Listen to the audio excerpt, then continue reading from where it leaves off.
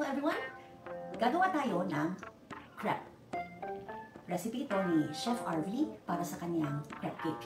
Pero tayo, gagawin natin pambalot ng lumpiang sariwa. Alright, tara! So the first thing we have to do is to sift the dry ingredients. So I have here 2.5 cups of cake flour. And then 1/4 cup of white sugar. And half a teaspoon of fine salt.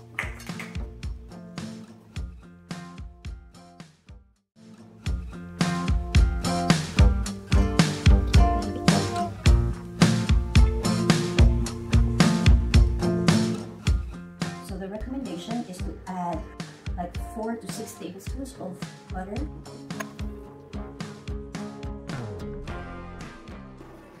Matutuwa yung mga anak ko mamaya pag bili nila from school. Kasi siguradong sobra ito. Kaya pwede nilang gamitin para sa kanilang crepe dessert.